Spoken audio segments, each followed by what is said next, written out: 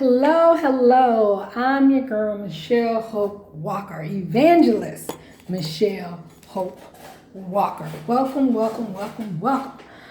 Okay, so we're going to dive right in. Today, our subject is police and Black people. And dealing with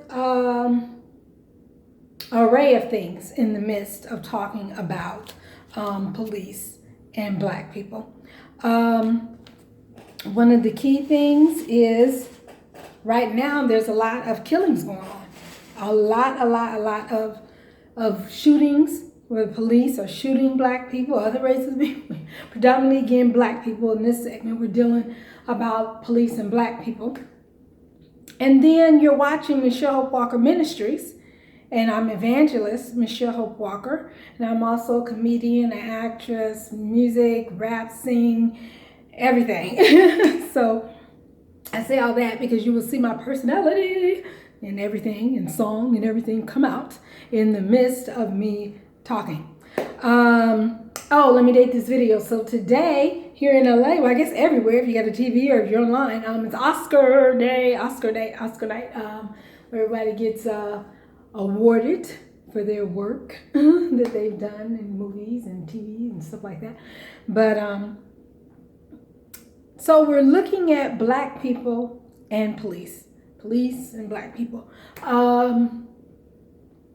And let me date this. So this is April 25th, 2021. April 25th, 2021. Okay, so let's dive right in. So, again, the key thing is right now there's a lot of police shootings going on. I don't really want to miss out anybody's name, so I watch you get into too many names, but there's just been a lot of shootings going on. And it goes back to people being afraid of Black people, police being afraid of Black people, which for me, I'm like, why did you get in that line of work if you were going to feel a certain negative type of way towards people? Black people, we're people. Just recently I heard Tadashi Coates talk about, I hadn't thought about that before, but to shoot someone in the back is acting like they're not even human. Which then reminds me, as you know, I myself have been going through dealing with the hate crimes that are done against me, and then dealing with the police on trying to report the hate crime, which that was a whole ordeal. Then speaking with the commission meeting about the whole ordeal I went through, and then having certain factors of the police, the captain, and sending her goons out to now come after me because me talking about the negative experience that I had at her police department. It goes on. But I say how it relates to that is because when I was outside of the police department, LAPD, Olympic Division Department, which has glass everywhere. So middle of the day, I'm out there on the phone trying to call right to the customer service. The desk is right there. Everything's glass, so they'll be able to see me and I'm able to see them. I'm the only one out there.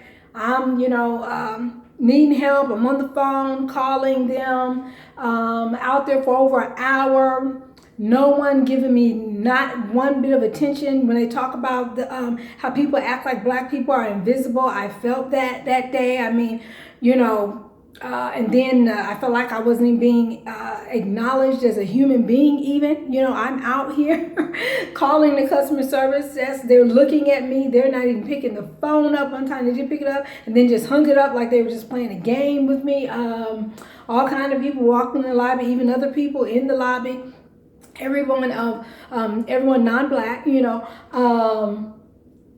again, the area I live in, so you're going to deal more with Latino, which again, you're in California, especially LA, Latinos, the dominant population, and then Asian and other, like I tell people a lot of times, I rarely see white people unless I'm going into maybe certain areas. Every once in a while you might see them around here, again, I'm in Koreatown area.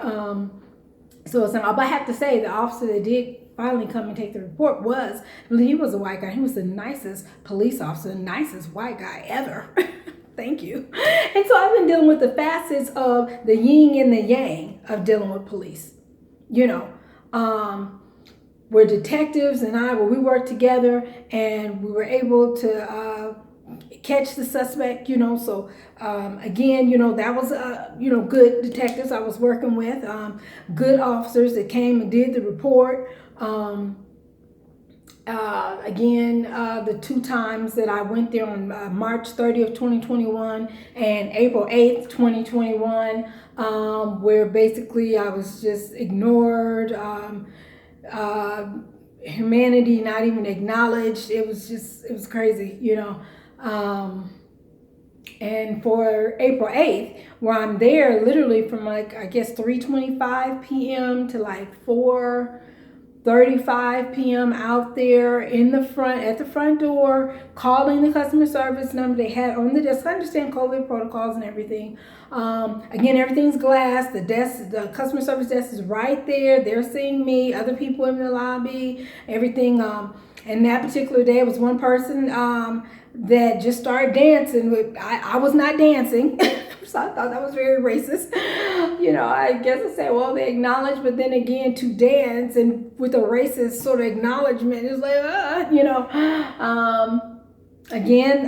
the police department is a government entity, so that's our taxpayer money. That's to serve all people, not just who you want to serve. So there's even a talk in how police deal with when we need their help, when we need customer service. So there's a thing about it. Even as I was watching the Jam Master Jay document that Darla Miles did, and shout out to Darla Miles, because I hadn't really heard or seen any documentary on Jam Master Jay and the killing. I do remember when I heard about it and it happened, I was like, wow, Jam Master Jay. I mean, I don't think he done anything wrong when he was killing him, And where someone talked about in the documentary was that they felt like that because Jam Master Jay was black, and I guess he didn't have a lot of money type black, that they felt like they didn't care. Well, I believe really their point was that because he was black, they felt like that the police really was not working on his case to try to find out who shot him.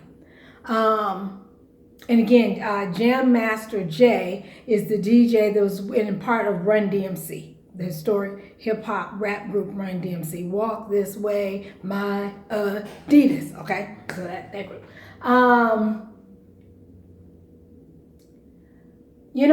It has to improve.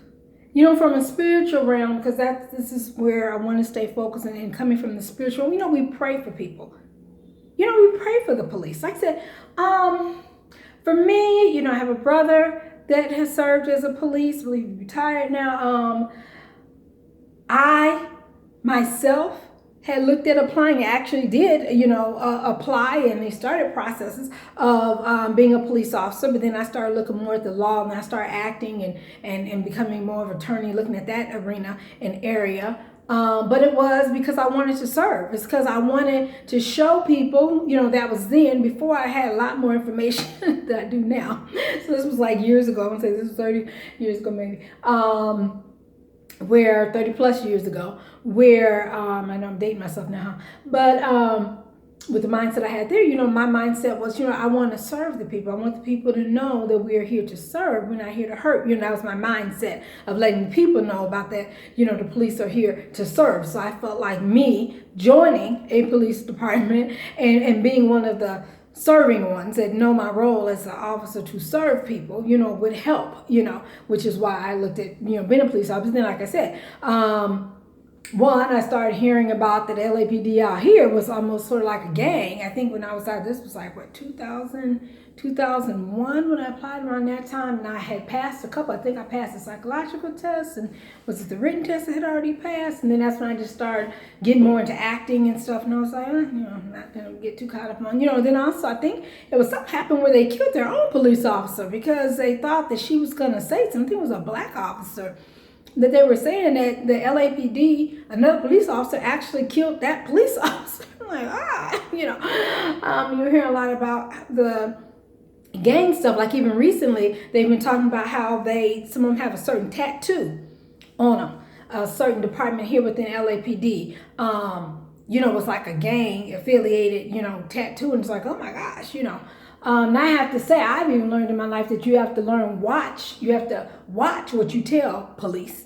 I learned that just from, again, in my little town that I'm from, Decatur, Illinois. And I think it was people like standing out front and what they were doing, or different things like that. But, I didn't like it. And I think was just telling our local police, because I was living in a housing authority then. And so I was telling our local police, I think they stayed on the property, about it. And I didn't say no names of who was who. I just was like, can you patrol here a little bit? I just don't, standing up in front of my house. I got kids, my kids were small then. Of course, all my kids are grown then, And it seemed like it could have been maybe a drug thing or something of the sort, And again, going with the knowledge I had then. So that's like 30 plus years ago. Now I know so much more than if I'm somewhere and somebody's standing in front of my house. That's probably the last thing I'm going to do is call the police. I'm just going to ask them, can you just, go that way on whatever y'all do. I would try to talk to folks myself, because now it's scary to call the police on people. Even in the midst of the hate crime I'm dealing with, it's like, my gosh, but I had to, because now you're jeopardizing my safety. So now I have to call the police on you. And that's where it's the yin and the yang, because I do thank God we do have police, because the police have, and that's the yin and the yang, with a good part of the police, a good bunch of police that have been there helping me to maneuver through this thing, and we work together on finding this suspect. And even now, it's about doing the follow through to help make sure this person does not get out of jail, since they did all the hate crime, put hate notes about my race, and then doing like a sacrifice in front of my car with paper and blood like scene all over. I'm like, what is going on? So yes, I need that person to stay in jail. Keep it real. So those times like that is a reminder that I mean, which I never said I don't want police, because it's times I'm like, no, I need to call the police, so I need the police, it's just, again, on how the police deal with people, and specifically how they deal with black people, because police tend to deal negatively with black people. But anyway, so like I said, going back to when I was telling the police, again, this was 30 plus years ago, and where I lived in a housing authority, and we had local, police, off-duty police, there, helping to do security. And I just happened to tell them, if you could just watch the air, because I didn't like,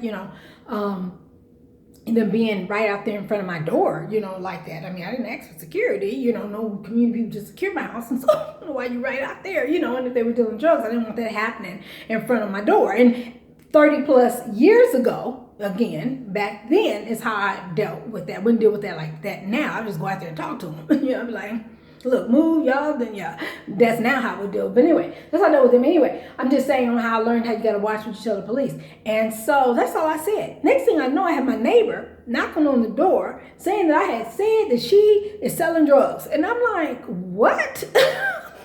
So first of all, I learned, even before all the computer and everything, they said now, of course, the police are on social media and got cameras everywhere now, so they can see everything. Even before all that, I don't know, they probably had cameras in too. But, I learned, because I was talking to that officer only. So how did what I say to him got back to one of my neighbors? I mean, it's almost like a setup. So now you making me look bad, and you put me in a bad position. And my neighbor knocking on my door, they said you said I was selling. I said, I didn't, because I didn't say not one name. But that taught me then. So again, and that was 30 plus years ago. So of course you got to watch what you tell people. So again, that's where it even was challenging. It had to take a situation like this, a hate crime against me, the different things the person was doing to me, for me to even call the police. Because I have to say, like I said, different people had been in my car at different times, times that didn't even take anything, but they didn't even hate note on that. The hate note, the hate part of what happened to me, the hate crime against my race, and doing things like that to me, even when they're arrested, the person just looking at me all crazy. I'm like, oh yeah, you need to go to jail. Yes, you need to go to jail and stay there. I pray for the person to get help, but at the same time, because that's the challenge. If they're going first, it starts with some notes, and then it starts with a little blood sacrifice and writing on your car, because they wrote on my car. Then next, you know what they do. You know what I'm saying? And so, but that's where times before I hadn't really called the police. I mean, because it's not like, for black people, we really don't want the police in our life. even after having a brother as a police officer, even after myself looking at being a police officer, even after me attending community police officer meetings, there were even certain things I started seeing in community police officer meetings that I stepped away a little bit from being there. You know what I'm saying? I just, because it's the yin and the yang. You got good officers that are there and they want to serve. Like, when I was looking at being a police officer, I just want to serve. I want to help. I know my role is to serve. My role is not to harass people. My role is not to misjudge people. My role is not to mistreat people. My role is to serve. That's what I see. And my role, if I was to become a police officer, was, so we have officers now that see, and I've gotten a chance to meet those great officers. Like I said, the great officer that took the report, the great detectives that I have been working with, but then the other part was then the captain of the LAPD Olympic Division, and then I guess got mad because I spoke at an LAPD commission meeting talking about what I experienced in trying to do reports and trying to just get customer service at my local LAPD Olympic Division police station. It was horrific. It was just traumatized. It was on the night it happened and I went there again, ignored, no help. And I'm just like, anything could have been happening out there to me again. The desk is right there. Everything's glass. So they can see me. I can see them. I'm the only one out there again. All this going on. No help. I just went ahead and left because I learned you don't want to stay out there too long because they're already not giving you service and not even acknowledging you as a human being. And you don't want to stay out there because this is the same police department that just shot a black man. Now, I don't know what all parameters was going on. I seen snippets, but I'm like, couldn't they have de-escalated something before they just shot me? So it's already some racial things that could already be going on with them. You know what I'm saying? And so even though I am in the right to just trying to get service, I know don't stay there too long because then they'll come out and come up with some reason on why they need to do something bad to me. And then when they tell the story going to be a whole different story. Matter of fact, that's when that also... with the African American, let's see, get it right, policy, AAPF Foundation, African American Policy, or the hashtag Say Her Name group, the last week in March, as we celebrated Black women in the month of Women's Month. They had a whole week of activities and they talked about even the police killings of the Black women that the police kill and shoot on how the story gets rearranged. Totally. The Black woman just could have been doing A or B or C, but then when she gets killed by the police, they just switch the story around, say she was on drugs, say she was doing this, and she wasn't doing none of that. When you hear the real story from the mother and the family, it was just something that we would be doing every day, and I mean, but again, they come up with excuses for why they did something they shouldn't have had no business doing. So that part of Black people dealing with police. And we think about Sandra Bland. She's getting stopped, and I believe for some she feels like she shouldn't even got stopped for. And so she's asking questions about the situation, and all of a sudden she's harshly dealt with, and then later killed.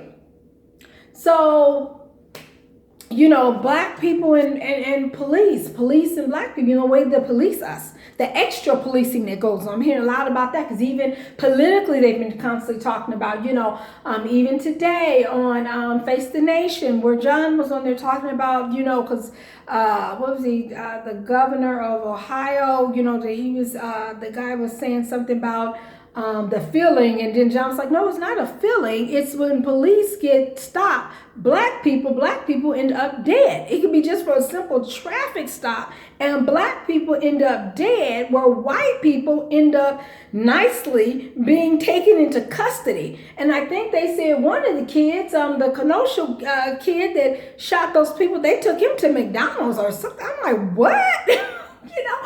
So it's just amazing. I mean, I remember here in LA where they were chasing a guy, and I believe he must have been a white guy. Well, so when they get away or when they're treated nicely, they're not Black. We do usually know that they are not Black. But he got away from police, so either the police let them get away from him, and they didn't even worry about chasing him. Now out here in LA, police chases, oh my gosh, they're like the big thing. They come on TV and watch them all the way to they, you know what I'm saying?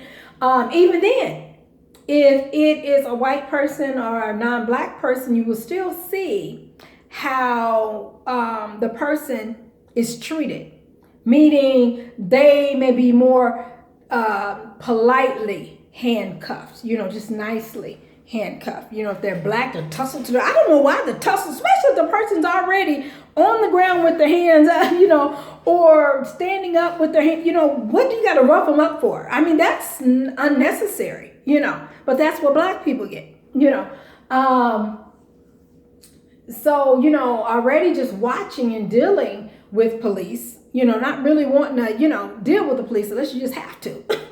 That even was a challenge for me, but I'm like, I have to report this because I don't know what's going to go on. So it's been the yin and the yang for me even, and this is just like recently, this week, last week, I mean, it's been like 2 weeks, 3 weeks now, and so, and then like I said, right now, the unrest around United States, even I could say the world, black people just dealing, with, if you just of color and dealing with the police, it becomes a whole different outcome for you. We end up getting shot. We end up, we got to continue to remind our people on, how to act, what to do, what not to do. You have to watch it, and sometimes it's even on how you dress. We try to tell people, okay, well, dress like this. It was a doctor, he's a doctor assistant or something. I remember during COVID, in the race, discussions of race and the COVID, so he even talked about how, he pretty much lived in his doctor clothes, because when he was not in them, his life could have been at risk.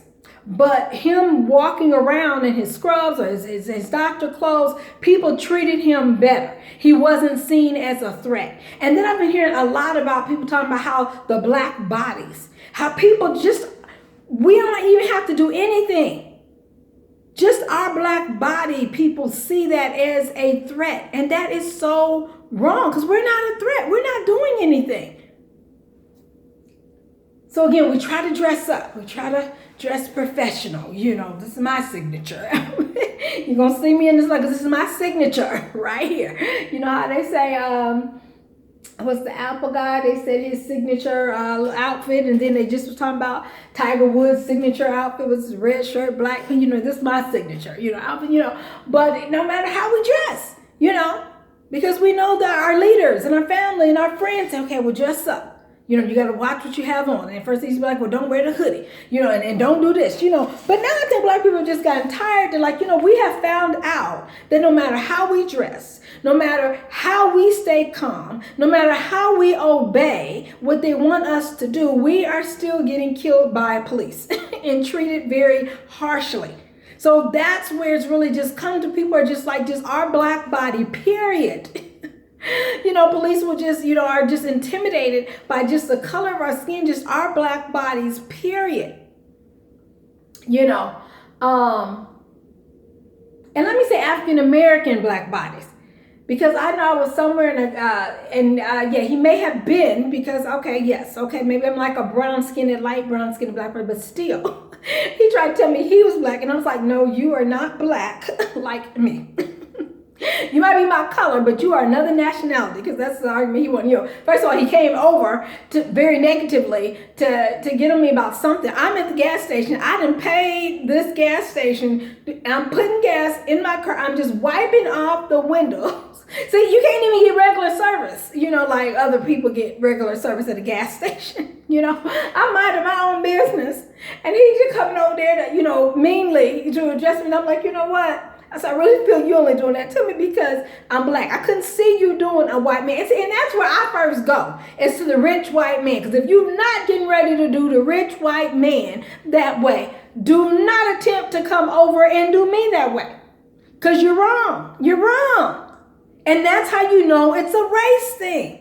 When I stood outside trying to call into customer service and customer service desk and everybody, they got cameras outside looking right at me and not helping me, just acting like I'm invisible, like I'm not even human. For an hour, I looked to analyze. I was analyzing some of the stuff, so I done put in 14 calls. So I'm also tweeting. I'm also emailing them because they had all the information right there on the door and the window. No response. The calls, like I said, at least for sure, 11 calls to the customer service. And as I seen on my phone, each one was about 2 minutes. I was letting the phone ring, so altogether about 20 minutes of calls. I'm there for an hour. I'm also tweeting. I'm just ridiculous. Just ridiculous. And it was with God that I was able to remain calm and just still, and then, after a while, I just said I wasn't getting service, so I left.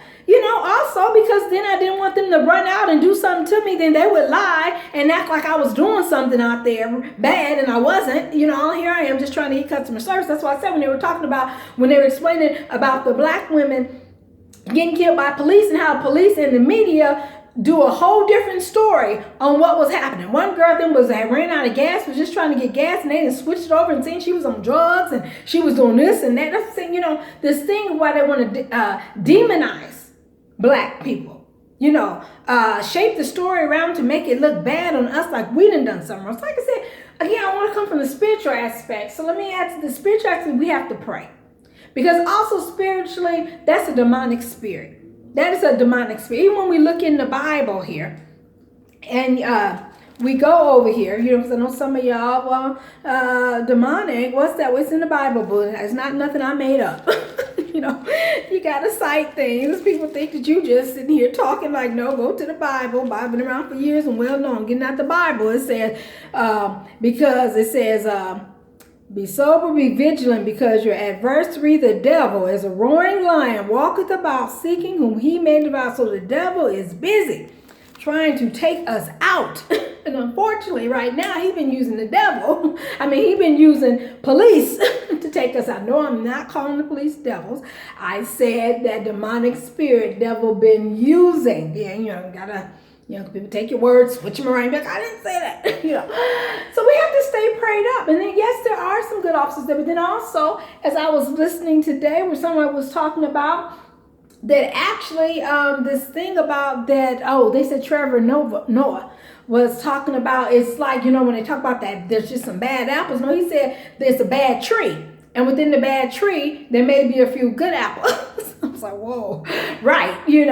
I've dealt with that in the midst of the different folks I've dealt with, just even on this hate crime done against me case, and different folks I've had to deal with.